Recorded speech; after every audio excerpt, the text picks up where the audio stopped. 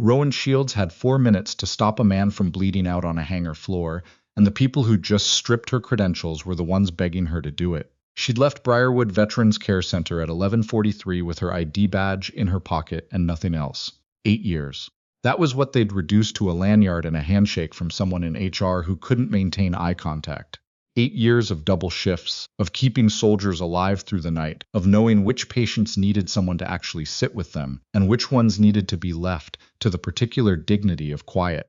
8 years of filing reports that went into a system she was beginning to understand wasn't broken so much as it was designed to absorb complaints without acting on them. The woman who delivered the news had been pleasant about it in the way that people were pleasant when they'd been trained to deliver unpleasant things without triggering a scene. Her name was Colleen Price, Workforce Relations Coordinator, and she had a binder. She always had a binder. Performance concerns, Price had said, a pattern of conduct issues. We've documented this thoroughly, Rowan.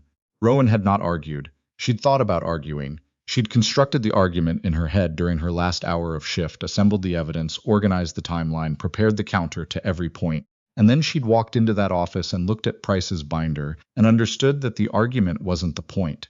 They hadn't called her in because they wanted to hear her side. They'd called her in because the paperwork required it.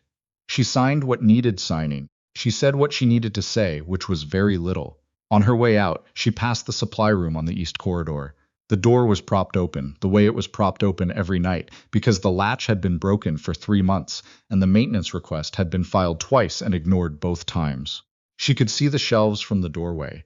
She'd been looking at those shelves for 8 months, noting what was there and what wasn't, filing the discrepancies, watching the numbers not match in ways that nobody seemed to find as interesting as she did. She looked at the shelves for the last time and walked out into the November air. The parking lot at Briarwood Veterans Care Centre was lit by overhead sodium lights that turned everything the color of old photographs. She was 3 steps from her car when she heard the vehicles. 2 of them. Dark, no plates, engines still warm enough that she could see the faint rise of heat off the hoods in the cold air. Parked across the exit in a way that was not accidental. She stopped. 4 people stepped out of the dark, not from the vehicles, from the dark between them, from the shadow cast by the fence line. They moved the way certain people moved, not quickly, but with the kind of precision that made speed irrelevant. Rowan Shields. It wasn't a question. The woman who said it was maybe 35, close-cropped dark hair, civilian jacket that was doing the same work that a uniform would have done on someone else. She stopped 6 feet away, close enough to make the conversation controlled, far enough to make running look like a decision rather than an instinct. "We need a trauma nurse," the woman said. Right now, Rowan looked at the 4 of them, then at the vehicles, then at the hospital entrance behind her, which was also behind all 4 of them. "You picked tonight," she said. "We didn't pick tonight." The woman's voice was flat and particular. "Tonight picked us." Her name, Rowan would learn later, was Sergeant Petra Vale. She didn't offer it then. She just stepped opposite and tilted her head toward the nearer vehicle with the economy of someone who did not anticipate refusal. Rowan's pulse was not what she would have expected. She'd trained herself to function when it was high. Apparently her body had skipped the part where it went high. "What are we dealing with?" she said. "Not a question," Vale said. "Upper thigh. Hi, how long?" 53 minutes. Rowan got in the vehicle. She didn't ask where they were going. She asked about pressure, about fluids, about blood type, about the supplies on site. The man beside her in the back, younger, jaw set, hands already slightly bloodied at the cuffs, answered in the clipped, efficient language of someone who'd been trained to communicate in emergencies. His name was CPL Soren Batt, and he was not the one who was hurt. The person who was hurt was in a maintenance hangar at the edge of Pearson Industrial Park, which was 7 minutes away on empty November roads. Rowan calculated the whole drive. High proximal vascular wound, 53 minutes, pressure maintained manually, 2 large bore IVs already running. The math had a shape to it. She knew the shape. She'd worked with this math before, in places that looked nothing like this parking lot, in conditions that made a cold hangar look like an operating suite. She'd kept people alive under fire with less than what they were describing. She knew what the next 20 minutes had to look like if he was going to be alive at the end of them. When they get there, she told Batt, "Nobody argues with me. Nobody moves him without my direction. Nobody touches the wound site unless I say." He looked at her. "Understood. I need real light. Whatever you have." The hangar was large and cold and smelled of machine oil and something else underneath it, something older. Industrial lighting on standing rigs made a pool of white in the center of the space. A man was on the floor inside that pool. He was big, military built. He was the color of chalk and getting paler. Another operator knelt beside him with both hands pressed against the upper thigh, and the field dressings had been overwhelmed 20 minutes ago. The blood had pooled and spread and gone dark on the concrete. His name was Corporal Idris Fenn. She would learn that after. Right now he was her patient, and her patient was on the edge. She crossed the hangar floor at a pace that was not running, but was everything that running was designed to accomplish. "What's his name?" she said, dropping to her knees. "Idris." The operator holding pressure said it without looking up. His voice was stripped down to its bone. He'd been watching this happen for almost an hour, Idris. She put her hand on the man's face. He tracked barely, eyes moving towards sound but not quite landing. "I'm a nurse. I'm right here. Can you hear me?" A sound from him. Not words. Enough. She looked at the operator. "What's your name, Barlow?" "Barlow." She waited until he met her eyes. "You've kept him alive for nearly an hour. That's the hard part. Now let me finish it." She opened the trauma kit with one hand and assessed with the other. Military kit, well packed. Someone thought about this. Tourniquet, hemostatic gauze, chest seals, trauma shears, the works. What it didn't have was a solution to a wound this high on the thigh. A standard tourniquet above the inguinal crease was geometry that didn't work. She'd known that since the vehicle. She'd been working on the alternative. "I need fabric," she said. "Long piece, densest thing you have. Jacket, thermal underlayer, right now, movement behind her. 12 seconds. A jacket was pressed into her hands. She worked. The next 14 minutes were not something she would ever describe in detail to anyone who asked, partly because the specific mechanics were technical enough that they lost meaning outside of context, and partly because there were things you did in those situations that existed in their own separate category of experience, the category where your training and your hands took over and your conscious mind stepped back and just tried not to get in the way. She packed the wound. She improvised a junctional compression using the jacket as a bolster, directing two operators to maintain sustained downward pressure and rotation, while she coordinated the whole thing the way she'd run procedures, with half a team in a field hospital in Kandahar, talking steadily, watching the patient's face, monitoring what she could monitor. Harder, more toward the hip. Hold that. His pressure. Someone read it. 91/58. She said nothing, kept working. 14 minutes after she'd knelt on that hangar floor, Idris Fenn's color was different. Not good, not out of this. But different in the way that mattered. The way that meant there was still a decision point available, rather than the single trajectory she'd been calculating against. "He's stable enough to move," she said. "He needs a vascular surgeon, and he needs blood. You have 40 minutes before that window closes. Where's your extraction?" Vale was already on a radio. Rowan sat back on her heels and let 1 second happen. Just one. It was only then, with her hand still and the immediate emergency folded into a different shape, that she noticed the crates. She hadn't looked past Idris when she came in.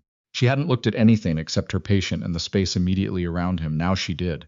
The far wall of the hangar had stacked crates arranged with systematic precision, not the random accumulation of industrial storage. A system, organized by dimension, by weight class, labels facing outward, the kind of arrangement that came from process and repetition, multiple people over time. She recognized the dimensions. She recognized the label format. From a distance, in bad light, she recognized them to recognize things you'd handled hundreds of times. Medical supply logistics boxes. Surgical consumables, IV materials, hemostatic agents, trauma packing materials. She'd ordered from these catalogs. She'd inventoried shortages of exactly these items for 8 months and been told the gaps were data entry errors. She looked at the crates for 4 seconds. 4 seconds was enough. "Someone needs to stay with Idris," she said. "Continuous monitoring. Pressure every 3 minutes. Breathing rate.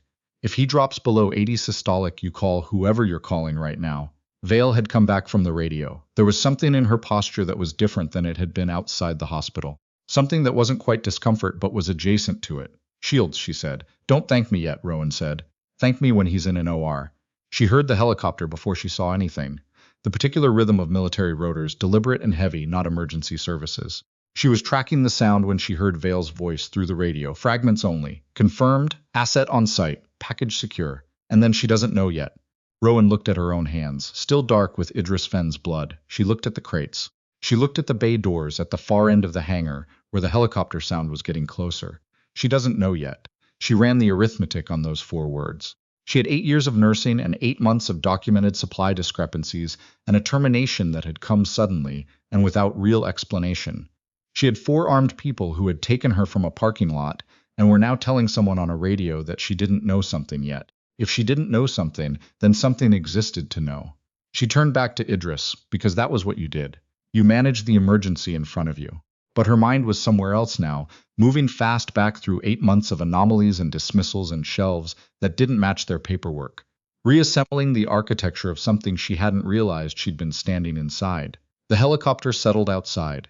The bay doors opened. Vale walked back across the hangar toward her, and in her face was something that hadn't been there before, not command. Something closer to a reckoning. She didn't apologize. Rowan had expected something, some version of softening, before the hard part. Vale didn't offer it. There are things you need to understand, Vale said. Start with who you are, Rowan said. Vale studied her. Special Investigations Branch, attached to National Defense. We operate outside public profile. Idris and his team were running a covert operation tonight at a storage site. It was compromised. One person didn't make it out. She said that last part without inflection, the way people said things they'd already processed, because the field didn't leave room for anything else. Rowan absorbed that. Someone had died tonight in this hangar's orbit that she hadn't been able to reach. The crates, she said. Vale's jaw shifted. Rowan said, "How long have they been here?" Vale looked at her for a beat too long. "How would you know what those are?" "I spent 8 months filing supply variance reports at Briarwood," Rowan said, "and I know what a Cardinal Health logistics box looks like from 40 feet in a sodium-lit hangar. I've opened enough of them." "So how long?" Vale exhaled. 14 months confirmed, possibly longer. 14 months. Rowan had been at Briarwood for 8. This had been running beneath everything the entire time she was there, and she had walked into the edges of it without understanding the shape of what she was walking through. "Who's running it?" she said. "That's the conversation we need to have," Vale said. "Can you walk?" The room behind the unmarked door at the far end of the hangar was 15 by 18 with a folding table, 3 chairs, and a laptop running on satellite. A man was seated at the table, late 40s, built like someone who'd spent years doing something physical before he'd started doing something else. He looked up when they entered. "This is Warrant Officer Soren Batt," Vale said. "He runs the evidence side." Batt nodded. "Sit down, Miss Shields." Rowan said, "I'd rather stand." He opened the laptop. "What I'm going to show you carries operational sensitivity equivalent to classified, even if we're outside the formal chain tonight. You understand what that means?" "It means you'd rather I didn't post it on Facebook," Rowan said. Batt looked at Vale. Vale looked at the ceiling. "More or less," Batt said, and pulled up the first document. It was a procurement manifest. Rowan recognized the header format immediately. She'd processed similar documents at Briarwood in her first 6 months, back when she'd still believed that the administrative side of hospital supply management responded to systematic attention. Standard inventory line items, IV consumables, hemostatic agents, surgical supplies, unremarkable individually, collectively hundreds of thousands of dollars per shipment. But the destination codes were wrong. She leaned forward before she'd decided to. "These facility identifiers," she said. "These aren't hospital codes." "No," Batt said. "What are they?" "Shell companies, federally registered Alberta and Ontario incorporations, all filed within an 18-month window 4 years ago. On paper, they present as regional medical distribution nodes. In practice, they receive shipment. Reclassify on paper. The physical inventory moves again. After that point, it private channels," Rowan said. "Batt, private channels meaning sold, off-book. To buyers who don't ask provenance." Rowan straightened. "Military medical inventory. Some of it is civilian hospital supply diverted before it reaches ward level. The operation spans both systems." He moved to the next document. "The civilian component is where Briarwood comes in." The next document was a contract. Rowan's eyes moved immediately to the signatory line and then to the entity at the top, and something in her chest did something complicated and cold. Briarwood Veterans Care Centre. A procurement agreement with one of the shell companies. Dated 14 months ago, 6 months before Rowan had been hired. "They were already running this when I started," she said. "Yes. My variance reports were real. Every one of them," Batt said. "You were documenting inventory that had been diverted at source. Your reports were being flagged at the clinical director level and buried." Rowan said the name before she thought about it. "Dr. Elliot Vane." Batt didn't confirm. The pause was confirmation. Rowan said, "You need to understand something about the scope of what you were inside. Because you didn't lose your job because you were a poor clinician. You lost it because you were a thorough one who kept noticing things that specific people were being paid significant amounts of money to ensure nobody noticed." She stood with that. The hangar was very quiet except for the distant idle of the helicopter outside winding down. "Who is at the top of it?" she said. Batt pulled up a photograph. The man in it was late 50s, silver-haired. The kind of face that appeared at Senate committee hearings and press briefings and military commendation events. The kind of face that had been institutional long enough that it stopped registering as a person and started registering as architecture. "Commodore Raymond Galt," Batt said. "Supply chain authority across 3 regional commands and oversight of the Civilian Hospital Partnership Program operating under the Veterans Integrated Health Services Act. He controls what goes where, which means he controls what doesn't go where," Rowan said. "Which means exactly that." For 32 months confirmed, a significant proportion of inventory designated for forward medical support teams has been diverted. Estimated total value is somewhere between $35 and $55 million. Rowan's mind did not go to the number. Her mind went to units. Units of hemostatic gauze. Units of blood product. Trauma kits that weren't where they were supposed to be when someone needed them. The specific, ordinary gap on a shelf that had a person's name in it, even if nobody ever wrote it there. She thought about the patients at Briarwood. The veterans who came in for wound management and post-surgical care and needed supplies that were supposed to be in the cabinet and sometimes weren't. The ones who waited longer. The ones whose outcomes she'd wondered about. "What do you need from me?" she said. It was complicated, what they needed. Bat walked her through it while Vale stood at the far wall and the helicopter went quiet outside. The situation was this. Idris Fenn's team had been conducting covert evidence collection, targeting the physical inventory storage points, the hangars and warehouses where diverted supply moved between transfers. Tonight's operation had been compromised. One operator was dead. Idris was alive because of Rowan, but his condition meant their primary evidence chain was fractured. He'd been carrying physical documentation recovered from the previous storage site before the operation went wrong. That documentation was now partially destroyed, and what remained pointed clearly toward Galt, but didn't close the loop on the civilian hospital side. Without the civilian connection, Bat said, a defense attorney with Galt's resources has room to work. The civilian component runs through Briarwood's procurement records, specifically through a series of purchase authorizations generated over a 16-month window, all signed off at the clinical director level. "Vane," Rowan said again. "Bat, he's careful. He maintains distance from anything directly traceable. But the authorization decisions flow through him." She dealt with Dr. Elliot Vane 4 times in 8 months. He was the particular kind of collegial that felt like a door that looked open but wasn't. He said the right things. He attended the right meetings. He was never quite in the room when something needed to be decided. "What do you need from my reports?" she said. "Your documentation from the past 8 months creates a contemporaneous record of inventory anomalies that map onto the diversion timeline. If we can recover the original filed versions with their timestamps and routing metadata, we can demonstrate that the hospital's clinical leadership received documented evidence of supply irregularities and chose to suppress them. That's conspiracy, not negligence. My access was deactivated tonight," Rowan said. "We know. But we have someone who can reach the system from outside. We need you to walk them through the filing architecture. Which reports, how they were categorized, where they went in the system." Rowan thought about the 8 months of reports. She'd been precise because she'd learned early that imprecise complaints vanished without friction. She'd used specific item codes, specific receiving timestamps, specific signature chains. She'd built every report as if it might eventually be read by someone who needed to act on it, not someone who needed to file it away. She had no idea how right she'd been.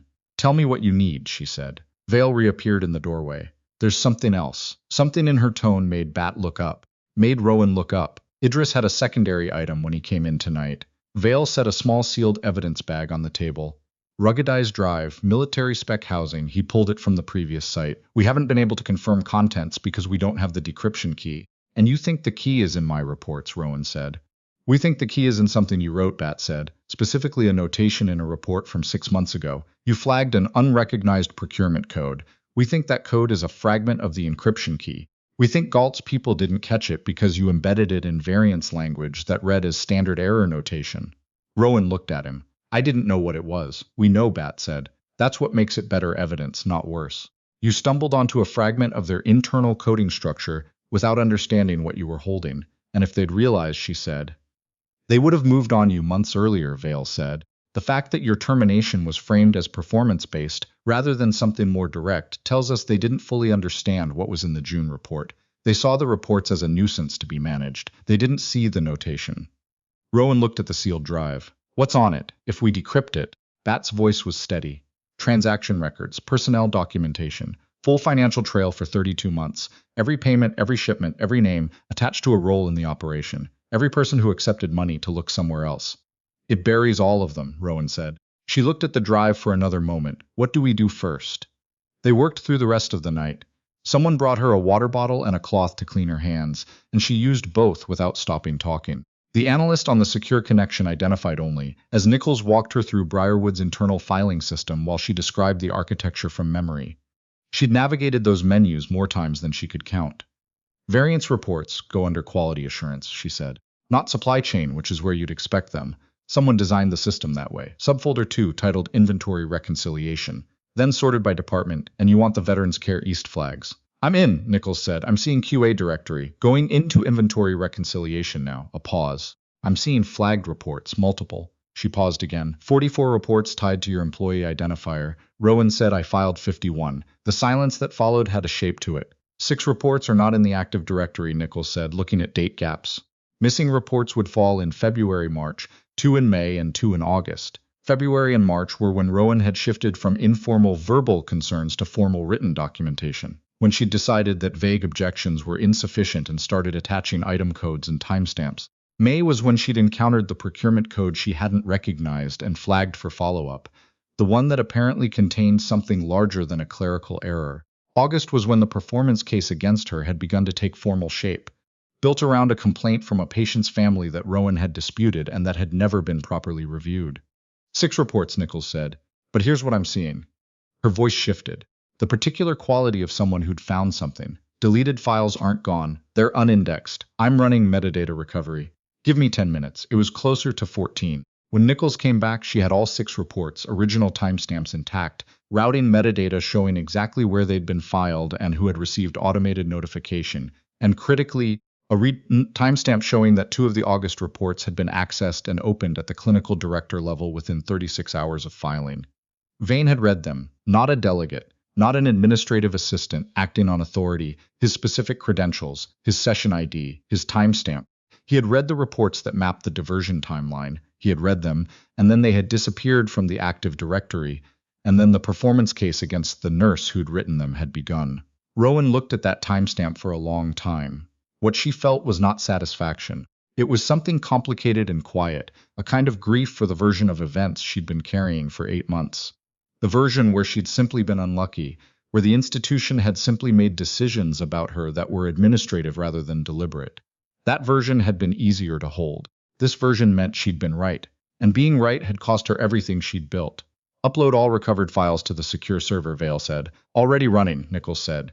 Confirmed upload complete. The drive took longer. The notation Rowan had embedded in the May report, a procurement code she'd flagged as unrecognized and escalated with the full character string because she'd wanted the anomaly traceable, matched a 16-character fragment in the middle of the drive's encryption key. It wasn't the complete key, but Nichols's technical team used it as scaffolding to run a targeted reconstruction. At 4:47 a.m., the drive opened. What came out was operational data, not a neatly organized disclosure, but the working infrastructure of a criminal enterprise, kept because it had to function, not because anyone intended it to be found. Supply chain logs, financial transfers, personnel communications, transaction records going back 32 months. 11 names, Bat said at one point, going through the data. Galt signed 3 of the primary diversion authorizations directly, Vale said. The rest run through cutouts, but the document trail connects to him. His personal cipher is in the authentication chain. Bat sat back. This is the whole picture. Do we have enough? For the justice side, Vale was already on her phone, stepping away. Rowan heard fragments, confirmed. Full evidentiary chain, ready to proceed. Idris had been extracted to a military medical facility around 2 in the morning. Garrett had gone with him. The hangar felt different without them in it, smaller and more still. Rowan was tired in a way that had gone past physical. She was sitting against the wall of the back room with her second water bottle, watching the light shift in the single dirty high window above the table, when Bat sat down across from her. He didn't ask if she was all right. She thought he'd assessed the answer and decided the question was unnecessary. Galt knows the operation was compromised, Vale said from the doorway. Her voice had a different quality. Bat looked up. He's initiated a document purge at his office. He's also made contact with Briarwood's administrative leadership, with Vane specifically. Rowan was on her feet before the thought completed. He's telling them to clean house, she said. Whatever isn't digitized, paper records, physical inventory logs, whatever can be destroyed quietly before morning. Vale, we don't know the exact scope yet. How long ago was the contact made? Confirmed 22 minutes ago. Vane's access card logged at the building at 4:11 a.m. He's already inside. Yes. And your team. We're not positioned for a civilian facility entry without a federal warrant, Vale said. The warrant process through civilian court. How long she held Rowan's gaze. Not in time. The room was quiet for a moment. Then Bat said carefully, there is one way into that building right now that doesn't require a warrant. Rowan looked at him. Your facility access was deactivated at 11:43 last night, he said. But physical ID badges under Briarwood's own protocol are held for 72 hours in the security office during termination processing in case of administrative appeal. I know the protocol, Rowan said.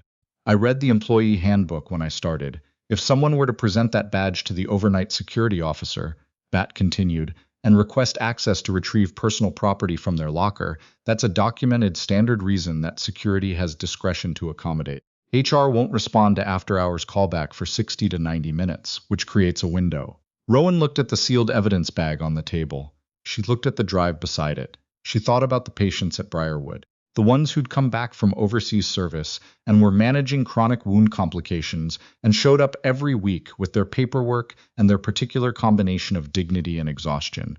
She thought about what Bat had said earlier about the inventory that hadn't been where it was supposed to be. She thought about the operator whose name she still didn't know, who had died in a hangar somewhere with a drive in his pocket that he'd retrieved in his last operational action. "Where's my badge?" she said. Vale reached into her jacket and set it on the table. Her own face looked back at her, her name, the Briarwood logo, the lanyard hole at the top where she'd pulled it off the cord at 11:43 and set it on Price's desk and walked away. She picked it up. "I need comms," she said, "and I need to know what the administrative wing looks like at 4:30 in the morning." "I can give you both," Nichols said through the laptop. "Vane is stationary in his office, second floor, east wing.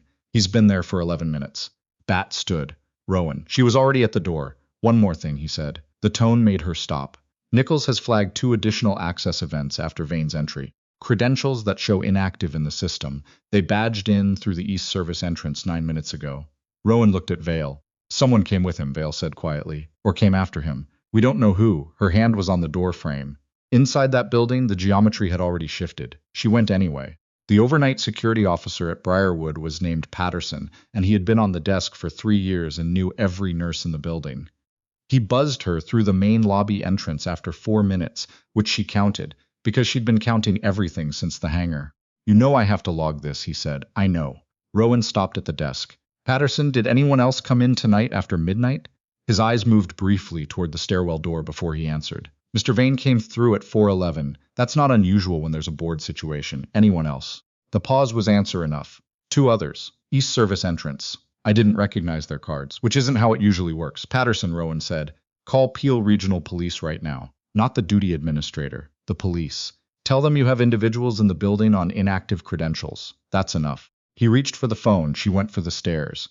The second floor at 4:40 in the morning was dimly lit. Every third overhead fixture, the floor tiles, a flat gray in the reduced light. She'd been in this corridor 8 times in 8 months, each time delivering or following up on a report that had gone somewhere she couldn't track. Nichols in her ear. "Vane is still in his office. 2 unknowns are on your floor. I don't have cameras in the east wing, only stairwells and lobby." Rowan kept walking. Deliberate. Not hurried. She knew this building. She could see light under the 3rd door from the stairwell exit. Vane's office, and 40 feet further down the corridor in the alcove where the east wing met the administrative suite, 2 shapes that weren't furniture. She turned without accelerating and knocked. "Dr. Vane." "It's Rowan Shields," a silence that contained a decision. "Come in." Dr. Elliot Vane in his office at 4:40 a.m. looked nothing like the version of him that appeared at board meetings and departmental roundtables.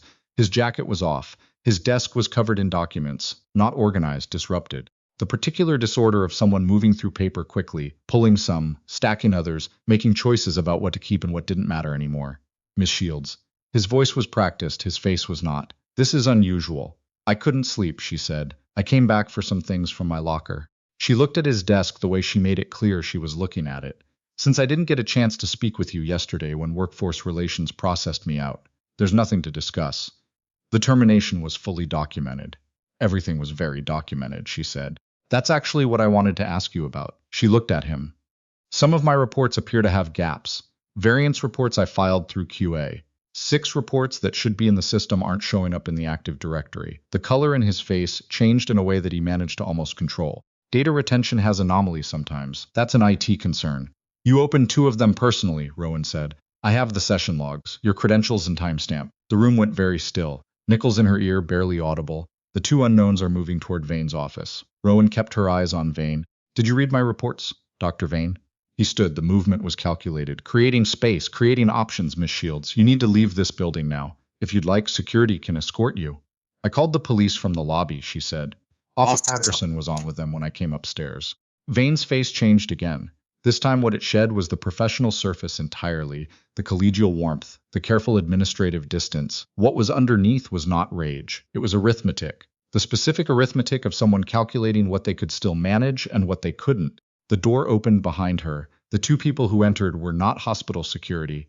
She'd known that in the corridor, and she confirmed it now. Their build, their hands, the way they moved through the doorway. The younger one looked at Vane. "We need to go. There's not much time." Vane looked at Rowan. "She's called the police." A beat. The older one's attention came to her. He was mid-40s, compact, the kind of stillness that came from training. His right hand was in his jacket pocket. She was calculating the distance to the door which these two now occupied. She was calculating what she actually had. An earpiece. Her phone. And Nichols, who could hear everything happening in this room. "Nichols," she said conversationally, "did you get all of that?" The older man moved, past her, to the office landline. One clean pull and the cord came free. He looked at her ear. "Who are you talking to?" he said. "People who are listening," she said. His hand came out of his jacket pocket. She put her hands up. Not because she was afraid, though fear was present and organized and filed in the appropriate location, but because there was nothing tactically useful in pretending she had options she didn't have yet. "Reeves." Her voice was steady. She'd heard Vale use that call sign on the radio. "Second floor east. Right now would be good." Nothing in her ear. She didn't know if that was signals or silence. The older man said, "Give me the phone. Tell me your name first," she said. "If we're going to go somewhere and talk, I'd like to know who I'm talking to." "Novak," he said, and then looked briefly irritated at himself. "Novak," she repeated clearly, and Dr. Vane, who read suppressed supply variance reports and then filed a fabricated patient complaint and a financial transfer document from 6 days ago connected to. He took the phone. Efficient, professional. "We're leaving," he said. She let him walk her toward the door, because the door was where she wanted to be. Her heart rate was elevated but organized. Her body remembered this. Remembered the specific grammar of situations where the correct move was compliance and patience and waiting for the geometry to shift. The corridor was darker than she remembered from 3 minutes ago, or seemed that way. Novak was behind her, close. The younger one was ahead. Vane was still in the office gathering papers. They reached the stairwell. Novak pushed the door open and stopped. Coming up the stairs was a woman in a federal windbreaker, identification already visible, moving with the calm of someone who had legal stand to be anywhere in this building and didn't need to demonstrate it. Behind her, a second investigator. Behind him, a Peel regional constable. And behind him, Sergeant Petra Vale.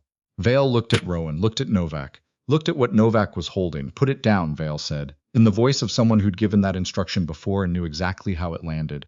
The stairwell was very quiet for 3 seconds. Then Novak made the calculation that experienced people made when the geometry had definitively shifted, and he set the weapon on the railing, grip first slowly. Rowan let out a breath.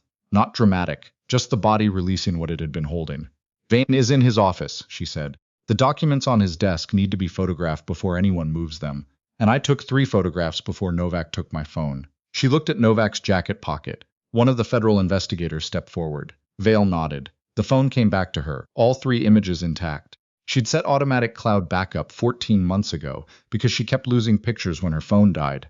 The most ordinary decision she'd ever made had just become the most useful one.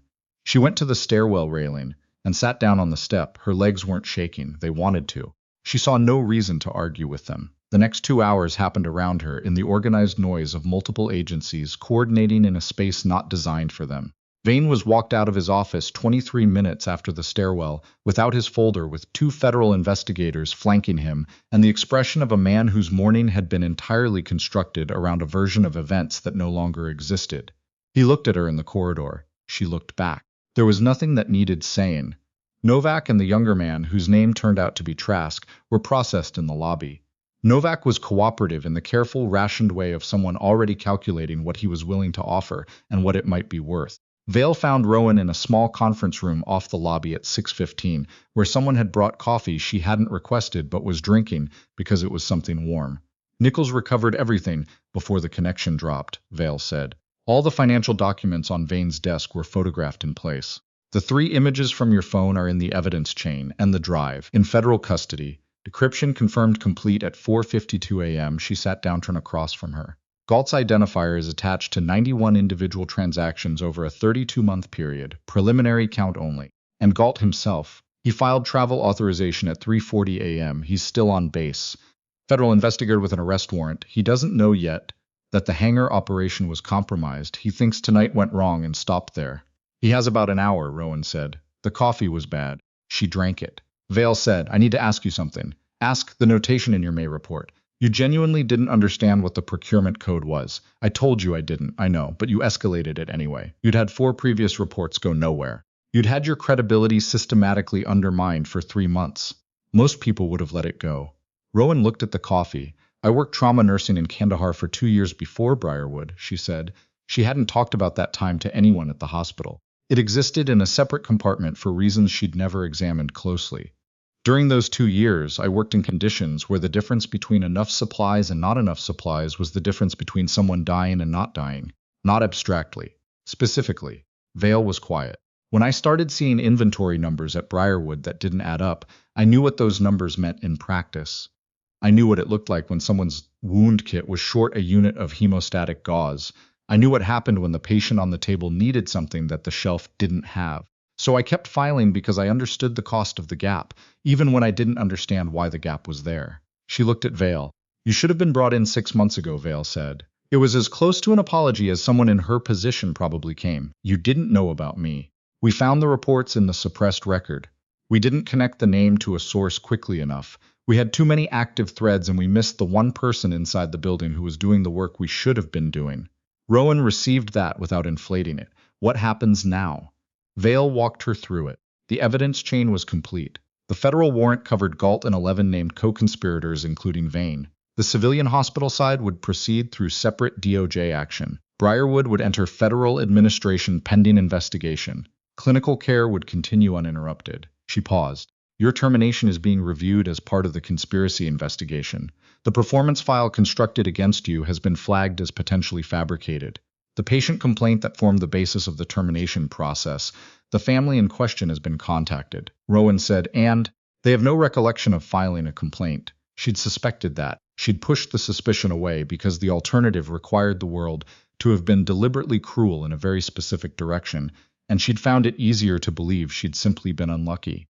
The world had been deliberately cruel in that specific direction. There's something else, Vale said. Her phone was in her hand. She held it up.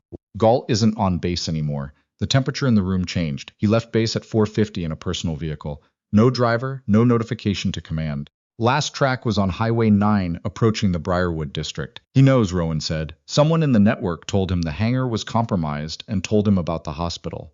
Vale, his vehicle was tracked 7 minutes ago on Lakeshore. Rowan knew Lakeshore. She drove it twice a week.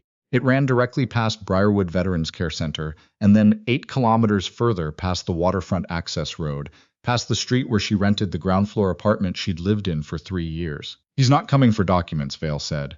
The room was quiet for a moment. Tell me you have people between that road and this building. Vale was already on her radio. The response came back in fragments that she heard without them being directed at her. 2 words. Not yet. Somewhere on a lakeside highway in the last gray before morning, a decorated senior officer, with 32 months of criminal exposure and nothing left to manage, was moving toward the one person whose testimony could close the loop on all of it. The gap between not yet and right now was the most precise distance she'd ever had to calculate.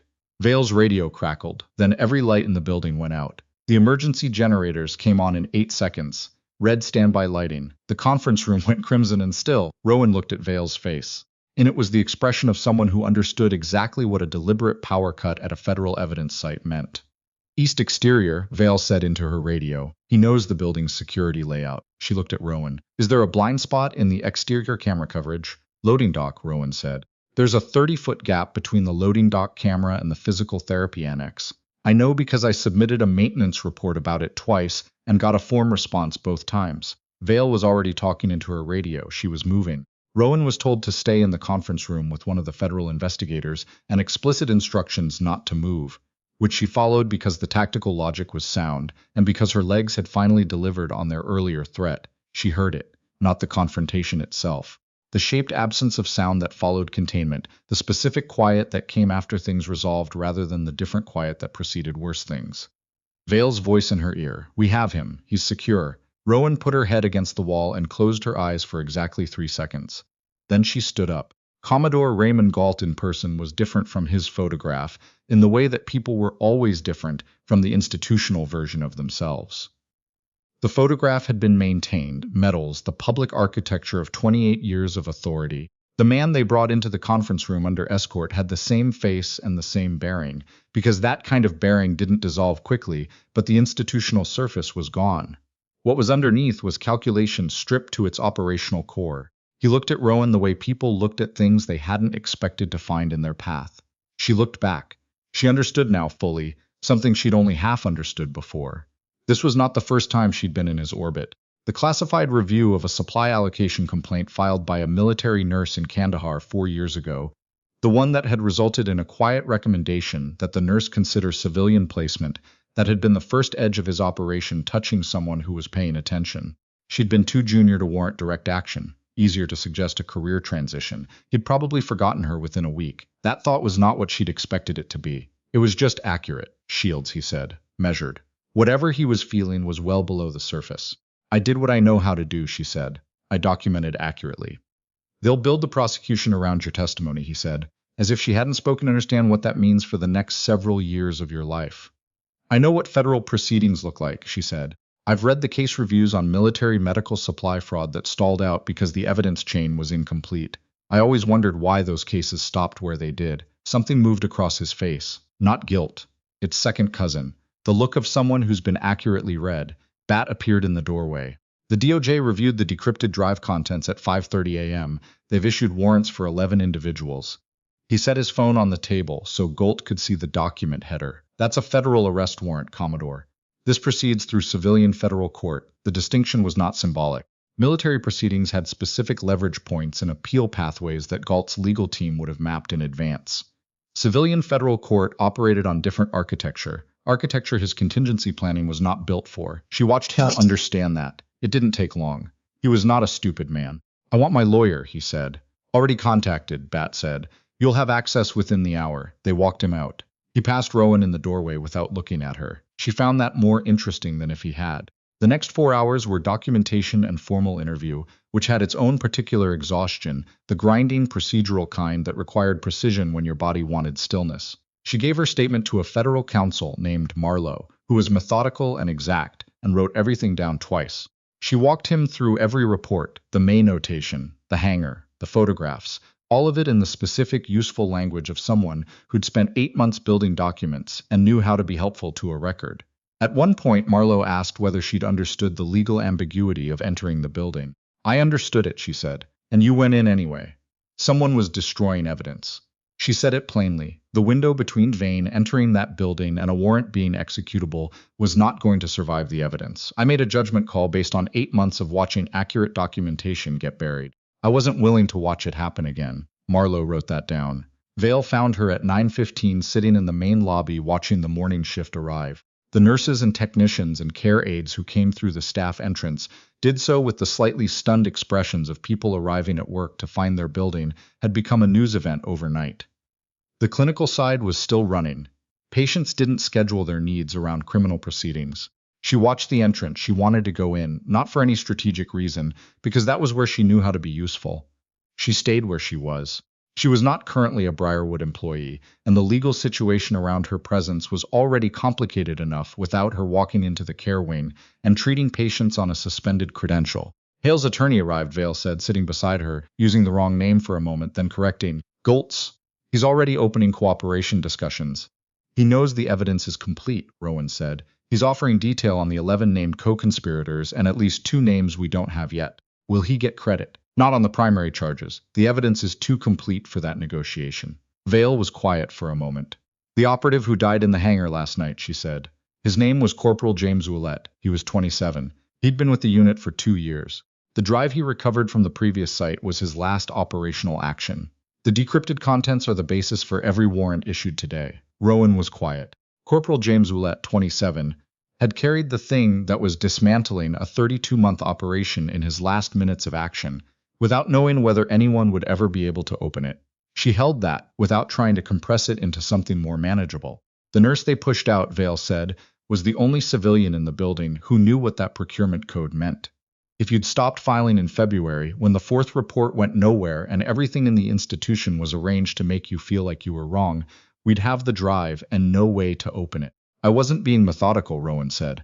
I was being stubborn. Those are the same thing, Vale said, just described by different people. Marlowe returned at 11 and sat across from her with a tablet.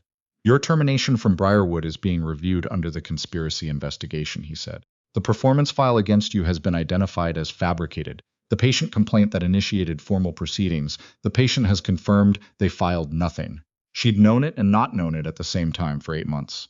Also, Marlowe said, your military service record. The adverse notation placed following your supply concerns in Kandahar. We've confirmed it was filed under direction from officers connected to Galt's network. Formal correction proceedings will be initiated 90 days. 3 years she'd carried that notation. The version of her record that said something had gone wrong in Kandahar, that she hadn't been careful enough, hadn't been thorough enough, hadn't been the kind of nurse who could be trusted with difficult environments. How long, she said, for clearance reinstatement if I chose to pursue it? Somewhat longer. He paused. I've also been asked by Sergeant Vale to convey that the Special Investigations Branch would welcome a conversation about a formal consulting arrangement. Medical supply integrity, specifically. Identifying irregularities, supporting clinical staff who've observed anomalies without understanding their significance. Tell her I'll think about it, Rowan said. She meant it. She was already thinking about it. She sat in the lobby until noon. She watched the clinical side of the building keep moving, because it had to, because patients kept arriving and the morning shift was doing what the morning shift did. She watched a care aide she'd worked with for 3 years push a wheelchair through the East Corridor and didn't call out to her because there wasn't a version of that conversation she knew how to have yet. Her phone rang at 12:14. Unknown number, Ontario area code, Miss Shields. A woman's voice, precise, calibrated. My name is Director Colette Farron. I'm with the Military Ombudsman's Office. I've been monitoring the Briarwood situation since approximately 2 a.m., and I've reviewed Sergeant Vale's preliminary documentation. Rowan said, all right, I'll be brief. What you've helped establish today maps onto a pattern we've been attempting to document for a longer period. We believe this is not Galt's first operation of this kind. Rowan went very still.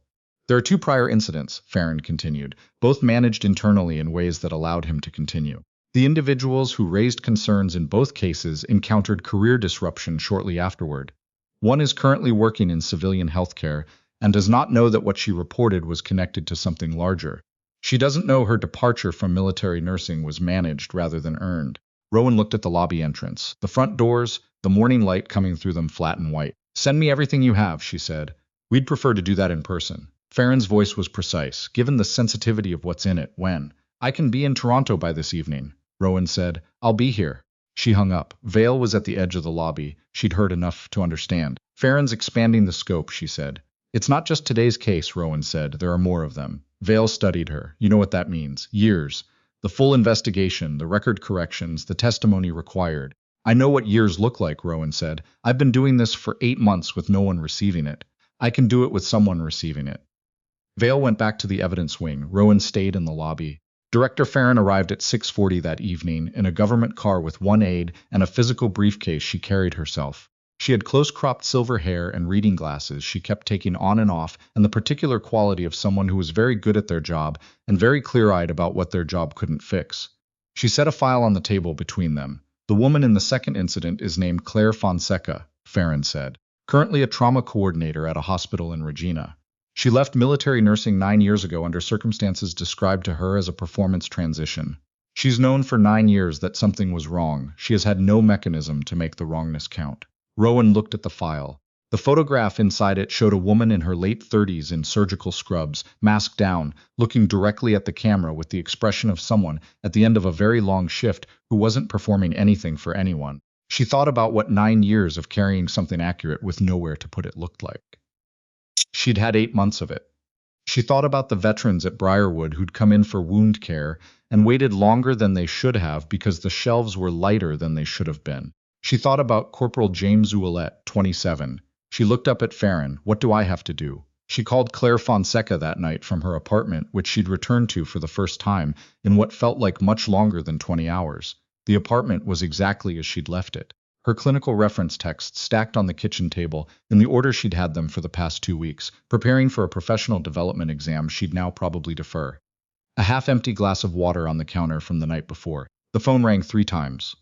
Hello. The voice was careful. Miss Fonseca. My name is Rowan Shields. I was a military trauma nurse before I was a hospital nurse, and 9 years ago someone suppressed your report to protect an operation you'd walked into the edge of. I have the documentation that proves it. I want to talk to you about what we do with that. A long silence. How did you find me? Fonseca said. The way they found me. I kept filing accurate reports until someone had to pay attention. Another silence, shorter with something moving in it. You said we, Fonseca said. I did. What does that mean? It means you didn't stumble into this alone, Rowan said, and neither did I. And neither of us ever should have been made to feel like we did. The conversation lasted 2.5 hours. Rowan sat on her kitchen floor because the chair felt too formal for what they were actually doing, which was two nurses who had never met reconstructing the parallel shape of what had been done to both of them and figuring out what could be built from what remained. Fonseca was 38. She'd been working civilian healthcare for 6 years, having left military nursing under a performance record she'd spent 9 years knowing was wrong and being unable to demonstrate it. She had a son named Daniel who was 11 and was apparently at a hockey game for most of the call, which gave the conversation the particular quality of something being handled in the margins of a life that kept going regardless. I filed 3 reports, Fonseca said, each one more detailed than the last because I kept thinking they needed more information, more specificity. I thought if I made it specific enough they'd have to move. I did the same thing, Rowan said. 51 reports in 8 months. A breath. Did it work? It worked differently than I expected, Rowan said. But yes. She told Fonseca the shape of what had happened. The hangar, Idris Fen, the drive, Galt's arrest, and the name that connected Fonseca's 9-year-old report to today's evidence chain. She kept it factual because Fonseca didn't need interpretation. She needed information, and she was clearly someone who knew what to do with information once she had it. He signed the suppression order on my report, Fonseca said when Rowan finished. Her voice was controlled in the way that took effort. Yes. And then he moved up. Yes. She was quiet for a long moment. My son was born the year I left military nursing. I left because there was no pathway forward and my record had been compromised and the environment had become something I couldn't work in anymore. I left because I told myself I'd failed. You did everything right, Rowan said. The system they were running was bigger than what any single person could push against alone. That's not failure. That's design. Knowing that doesn't fix the 9 years. No, Rowan said, it doesn't. She didn't make it smaller. Some things didn't get softer just because you finally understood them. Will my testimony close the pattern? Fonseca said. Without yours, Rowan said, the suppression order looks like a routine administrative decision made by a junior officer 9 years ago. With yours, it's the first documented link in a chain that runs from that decision to today. The pattern is the evidence. Fonseca was quiet for a moment. I can be in Toronto Thursday, she said. I need to arrange Daniel's school pickup. Rowan almost smiled. I'll make sure there's somewhere comfortable for you both. You don't have to do that. I know, Rowan said. I want to. Claire Fonseca arrived Thursday morning with a rolling carry-on and a boy who looked at the federal investigators in the lobby with the frank assessment of a kid who hadn't yet learned to pretend he wasn't sizing people up. Fonseca herself was quieter in person than on the phone, the way people were when they processed things inward before expressing them outward. She shook Rowan's hand and held it a moment longer than a standard handshake and didn't say anything because there wasn't a sentence for it. Daniel found a chair in the corner with a book and what appeared to be a container of Timbits his mother had packed. Rowan watched him periodically over the course of the morning. There was something grounding about the presence of an 11-year-old in a room full of federal proceedings. He had no investment in any of this except that it concerned his mother. And watching him read with the complete absorption of someone who hadn't yet been taught to perform attention was its own kind of antidote. Fonseca's deposition took 4 hours. Rowan observed through the glass partition. She was a precise and effective witness, not because she was dramatic, but because she wasn't. 9 years of reviewing events in her own memory had separated what she knew from what she inferred.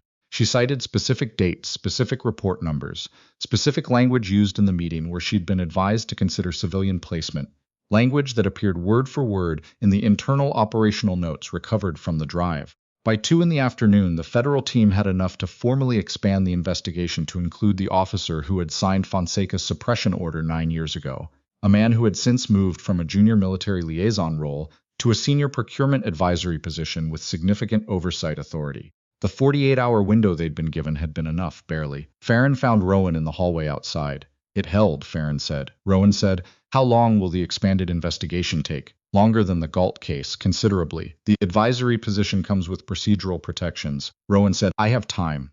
Farron looked at her the way she'd been looked at since the hangar, with the particular attention of someone who was still recalibrating. Both Vale and I have submitted recommendations for a formal consulting engagement with the Ombudsman's office. Medical supply chain integrity, identifying irregularities in military-adjacent civilian institutions, supporting clinical staff who've observed anomalies without understanding their significance. Like I was, Rowan said, exactly like you were. Except now you'd know what you were looking at and you'd have institutional backing to do something about it. Rowan thought about it the real way, not the version where the answer was obviously yes, because the moment called for it. The actual version, which involved thinking about what it cost and what it required, and whether she was built for it, not just in crisis, but in the sustained, unglamorous, grinding way that actual investigative work operated. She was 32. She'd been a military trauma nurse. She'd spent 8 months filing reports that disappeared. She'd kept a man alive on a hangar floor with improvised compression and field kit. She'd walked into a building alone, knowing there were 2 unauthorized people inside because the alternative was watching evidence disappear. Fear had been present throughout all of that. It had been there in the hangar and in the corridor and in Vane's office with a gun 6 feet away. Fear had never been the thing that stopped her. What had stopped her, when she stopped, was not knowing that the work was being received by anyone. Filing into a void and not knowing if any of it mattered, that part was over. Yes, she said, the formal charges against Commodore Raymond Galt were filed 10 days later. 87 counts: federal fraud, conspiracy, diversion of government property, obstruction of justice. The DOJ announcement ran on every major network. Rowan watched it on her laptop in the apartment of a colleague who'd offered her the spare room while her own place was processed as a peripheral evidence location. She watched the press conference for approximately 4 minutes. Then she closed the laptop and read the briefing. Farron had sent her about a flagged anomaly in medical supply distribution at a veterans care facility in Winnipeg. 2 nurses had filed variance reports in the same 8-week window, noting that trauma supply restock rates didn't match their order confirmations. Small discrepancies, the kind that looked like data entry errors, the kind that sometimes were, the kind that sometimes weren't. She started on the briefing notes. 3 weeks later, she picked up per diem shifts at Lakeshore General, 12 kilometers from Briarwood, because she needed to be doing clinical work alongside the investigative consulting, or something in her felt incomplete. On her second shift, she caught a variance in the wound care supply cabinet. 2 units of a specific dressing material that should have been restocked 5 days earlier and hadn't been. Probably a shipping delay. She filed a notation anyway.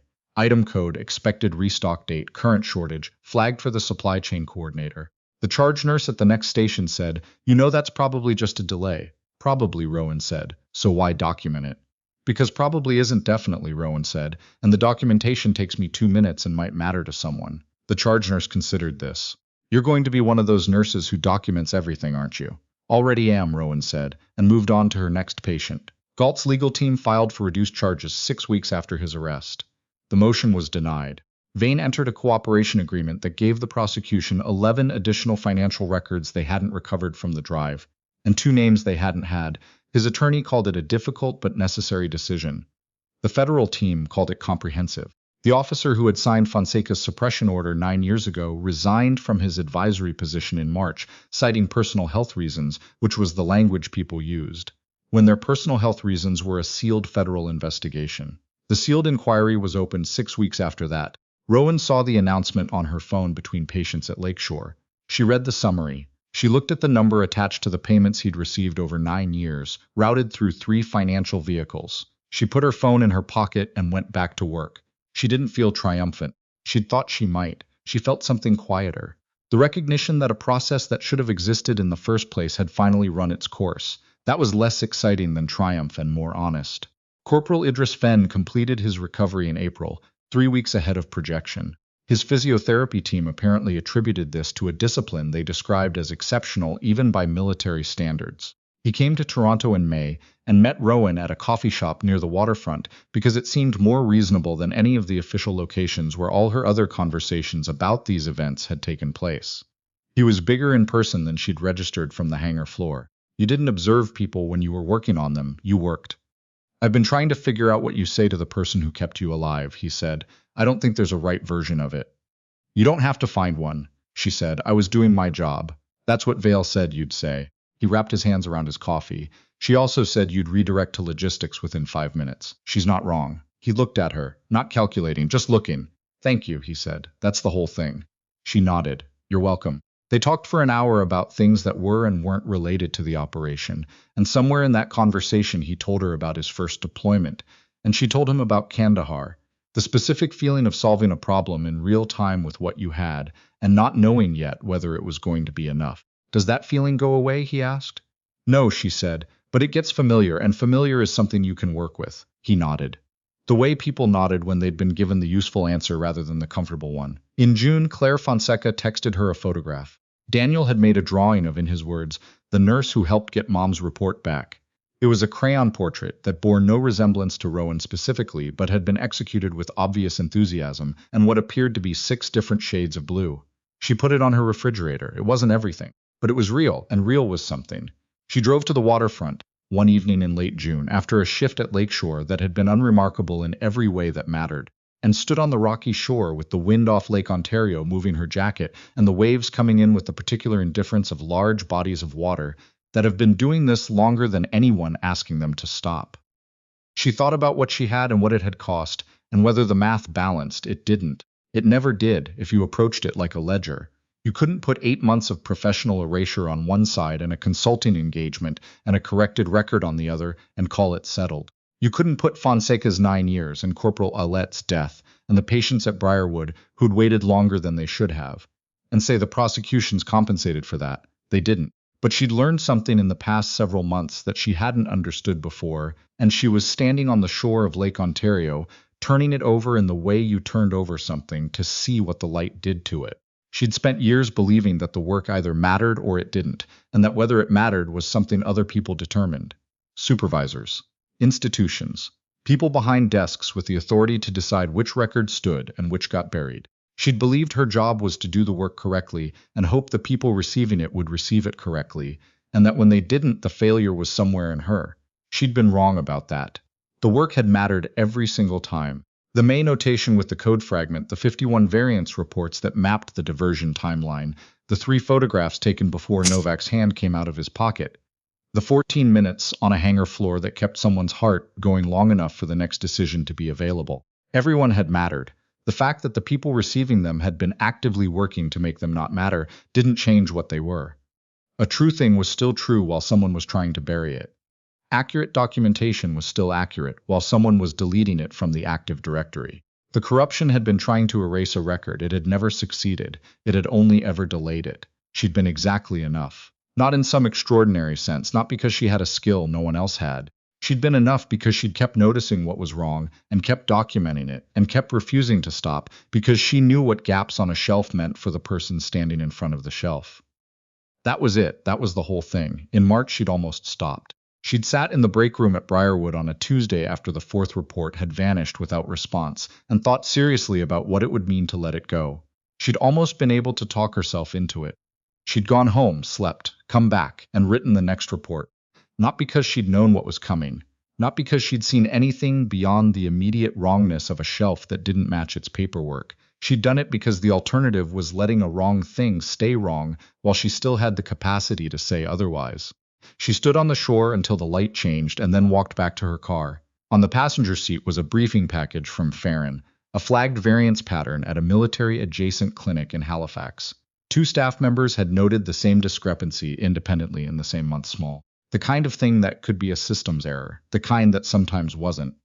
Rowan started the car. She pulled onto the waterfront road, and the lake stayed visible in the mirror for a long time before the road curved and the water disappeared behind the tree line. She didn't look back when it went. She was already reading the brief.